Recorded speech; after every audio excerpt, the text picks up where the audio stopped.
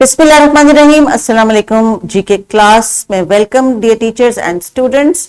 आज जो हमारी क्लास एक्टिविटी करने लगी है it is about some gross motor skill development. जी हाँ डी टीचर्स, जैसे कि आप जानते हैं कि ग्रॉस मोटर स्किल्स भी ईसीसी के लर्निंग का एक पार्ट है, इसलिए हम बच्चों को ना सिर्फ कुर्सी पे बिठा के उनसे लिखाई लिखाई का काम नहीं कराते, हम अपने प्लेग्राउंड के टाइम को भी प्लान करते हैं, क्योंकि उसका मकसद ये होता है कि बच्चे जितना ज्यादा अपनी बॉडी के एनर्जी को यूटिलाइज करते हैं उतना ही उनका जो टास्क हमें चाहिए कि किताब के सफे पे अच्छा है उसका रिफ्लेक्शन वहां पे आता है। सो आज का जो हमारा टॉपिक है it says let's hop. Let's hop का मतलब ये कि आए जरा हम चलाएं। आपको पता ना रैबिट हॉप करता है, कैंगरू हॉप करता है, फ्रॉग भी हॉप करता है। तो जनाब आज हम डिफरेंट हॉपिंग एक्टिविटी को क्लास में करेंगे। और टीचर्स, अगर आपने क्लास में स्पेस नहीं है तो इस लेसन को देखने के बाद या बच्चों को दिखाने के बाद प्लेग्राउंड में या किसी ऐसी खुली जगह पे लेके जाना है जहां पे ये एक्टिविटी करेंगे, क्योंकि आज का जो ये लेसन है वो है ही ये एक्टिविटी।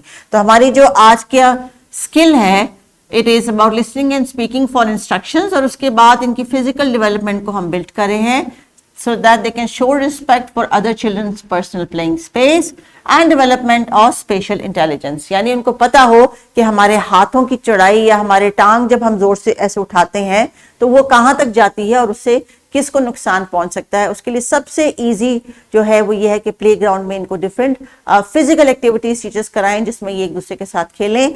किताब में जो एक्टिविटी सजेस्ट की गई है it's a very interesting and a very creative but very easily arrangeable game.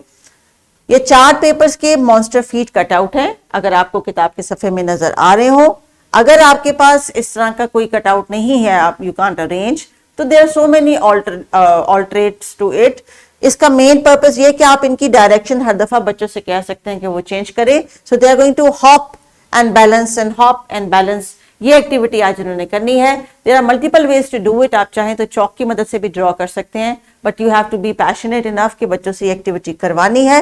Hopping is an activity जिसमें बच्चों की जो बॉडी बैलेंस है और जो ब्रेन की डेवलपमेंट है, जो बॉडी कंट्रोल है, ये स्किल डेवलप होती है। और ईसीसी में इस चीज को बहुत फोकस किया जाता है कि healthy body makes a healthy mind. इसलिए जब हम बड़े होते चले जाते हैं, हम एक्सरसाइज से या खेल कूद से या उछलने कूदने से दूर होते जाते हैं, तो हमारी बॉडी जो है वो स्लगिश और वीक होती चली जाती है, और जो आहिस्ता आहिस्ता हमारा ब्रेन जो है उसकी भी परफॉर्मेंस में फर्क पड़ता है। इसलिए डॉक्टर्स जो हैं वो रिकमेंड करते हैं कि आप अपनी उम्र के जिस भी हिस्से में हो अपनी बॉडी की कैपेसिटी के मुताबिक कोई ना कोई एक्सरसाइज जरूर करें। और अगर आप फॉर्चुनेट इनफ हैं कि आपको हेल्दी खाना भी मिल रहा है, एनवायरनमेंट भी मिल रहा है, और आप फिर भी अपनी हेल्थ का ख्याल नहीं रखेंगे तो दैट विल बी रॉन्ग। तो बच्चों, आपने घर में सबसे कहना है कि एक्सरसाइज करें। तो अभी आप क्या करेंगे बच्चों, टीचर आपको ऐसे कटआउट्स दे देंगी, आपने जो प्लेग्राउंड में जाके हॉप करना है। There is an idea of paper plates also teacher, वो भी आप यूज कर सकती हैं। And give this task to the children कि अपनी मर्जी से वो कोई पाथ सेट करे और उसके ऊपर हॉप करे, जंप करे। मेन टास्क ये है कि हम इनके डिफरेंट जो एक्टिविटीज हैं प्लेग्राउंड में करने की उनको प्रॉपर्ली प्लान करें, ताकि हमें पता हो कि इसका हमें आउटपुट, प्लेग्राउंड की एक्टिविटी का आउटपुट हमें क्लासरूम में मिलेगा।